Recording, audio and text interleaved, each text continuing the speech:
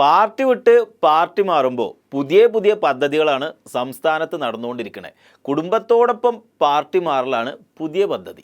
ഈ അടുത്ത സമയത്തുണ്ടായിട്ടുള്ള ജില്ലാ സെക്രട്ടറിയിൽ നിന്നുണ്ടായിട്ടുള്ള മാനസിക പീഡനം എന്ന് പറഞ്ഞാൽ മതി. ശരി, അപ്പൊ മധുവട്ടന്റെ അടുത്തുനിന്ന് പാർട്ടിക്ക് തിരിച്ച് ഇങ്ങോട്ട് എന്ത് കിട്ടി? ഒട്ടും ഒരു പാർട്ടി അംഗത്തിന് പോലും യോജിക്കാത്ത ചില പ്രവർത്തനങ്ങളാണ് മധുവിന്റെ ഭാഗത്തുനിന്ന് ഏരിയ സെക്രട്ടറി എന്നുള്ള നിലയിൽ നിന്ന് ഉണ്ടായിട്ടുള്ളത് എന്നുള്ളത് ശരിയാണ്.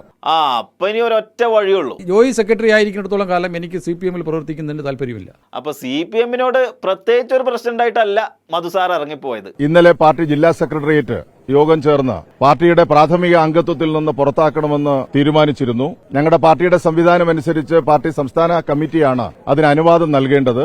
അങ്ങനെ മധുസാറിന് നിരവധി ഓഫറുകളുമായിട്ട് പല ആളുകളും രംഗത്തെത്തി. എല്ലാ പാർട്ടികളും എന്നെ ബന്ധപ്പെടുന്നുണ്ട്. മുസ്ലിം ലീഗ് എന്നെ ബന്ധപ്പെട്ടു, കോൺഗ്രസ് എന്റെ അടുത്ത് ബന്ധപ്പെട്ടിട്ടുണ്ട്, BJP എന്റെ അടുത്ത് ബന്ധപ്പെട്ടിട്ടുണ്ട്, ഇപ്പൊ പുതിയതായി ഉണ്ടാക്കിയ DMK അൻവർ എന്നെ ബന്ധപ്പെട്ടിട്ടുണ്ട്. അപ്പൊ അങ്ങനെ എല്ലാവരും ഞാനുമായിട്ട് എന്നെ ബന്ധപ്പെട്ടിട്ടുണ്ട്. ഞാൻ ഇപ്പോഴും ഒരു തീരുമാനം എടുത്തിട്ടില്ല. പക്ഷെ ഇതൊക്കെ കണ്ട് ഈ തീരുമാനം 1 മണിക്കൂർ മുന്നേ എടുത്ത ഒരു ടീമുണ്ട്.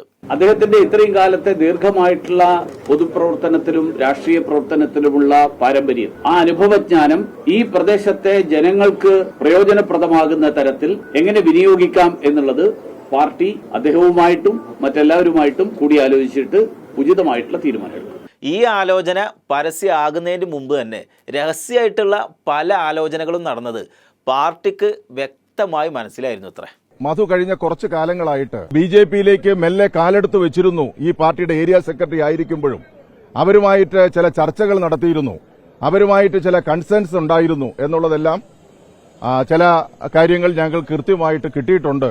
അതിപ്പോ ശരിയാണെന്നുള്ളത് ബോധ്യപ്പെടുകയാണ്.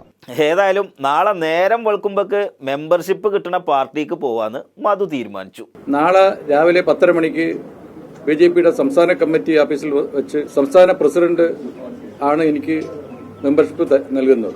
ഇതിലുള്ളൊരു പ്രത്യേകത എന്താന്ന് വെച്ചാൽ ഇത് കോംബോ ആണ്.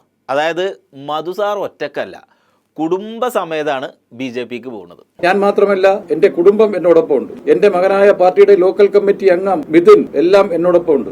ഏരിയ സെക്രട്ടറി ആയിരുന്ന ആളും മൂപ്പരുടെ ലോക്കൽ കമ്മിറ്റി അംഗമായിട്ടുള്ള മകനും പിന്നെ മൂപ്പരുടെ കുടുംബവും ഒറ്റയടിക്ക് പാർട്ടി മാറാൻ തീരുമാനിച്ചു. ഇതിന്ന് നമുക്ക് എന്ത് മനസ്സിലായി?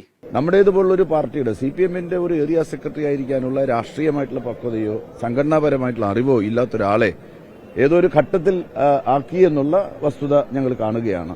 നിങ്ങളോട് രണ്ടുപേരോടും ഞാൻ അന്നേ പറഞ്ഞതല്ലേ, ബെറ്റർ ഓഫർ വന്നാൽ ഞങ്ങൾ ഉറപ്പിക്കുന്നു. ഏരിയ സെക്രട്ടറിനെ കടകംപള്ളി സാറ് പറഞ്ഞ ആ രാഷ്ട്രീയം പഠിപ്പിക്കാൻ ഒരു സ്റ്റഡി ക്ലാസ്സിനും കഴിഞ്ഞില്ല. ഞങ്ങൾക്ക് തെറ്റുപറ്റിയെന്ന് ഞങ്ങൾ കരുതുകയാണ്. സംഭവം നാളെയാണ് ആ മെമ്പർഷിപ്പിന്റെ ചടങ്ങ്.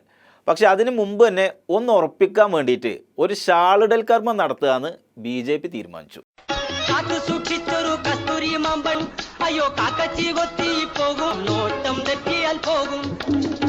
ഷാളിടൽ കർമ്മത്തിനായിട്ട് നമ്മുടെ കേന്ദ്രമന്ത്രി സുരേഷ് ഗോപിനെ തന്നെ ചുമതലപ്പെടുത്തി.